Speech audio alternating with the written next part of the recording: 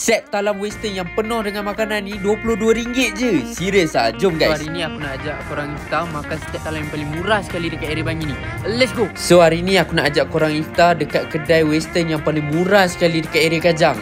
Orang-orang Bangi ataupun Kajang yang mana tak tahu lagi pasal farm grill ni, korang memang rugi teruk. Sebab kedai ni antara kedai yang paling murah sekali untuk korang dapatkan set talam yang korang boleh share 5 ke 6 orang. So untuk bulan puasa ni diorang ada special set tau. So apa yang kau order sikit je, tak banyak pun. So untuk set Ramadan ni, dia akan bagi korang satu talam siap percuma 1 jug air dengan free kurma babe. So korang boleh enjoy air sirap selasih dengan kawan-kawan korang. Korang tengoklah betapa besarnya chicken chop ni. Korang akan dapat 2 keping yang besar macam ni babe. Bukan takat tu je, peminat-peminat kambing pun boleh enjoy dalam talam ni. Sebab dia akan bagi 3 keping daging yang besar.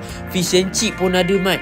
Kalau korang cakap talam ni mahal, aku tak tahulah. Sebab diorang bagi 3 keping chicken grill dengan black pepper sauce ni mat. Lepas tu dalam ni pun korang akan dapat spaghetti. Tak cukup dengan tu, dia bagi cheesy fries dengan ni dia punya nugget dia. Untuk set talam ni dia sesuai 6 ke 7 orang. So satu kepala jatuh RM22 je. Apa pun kita santai-santai je.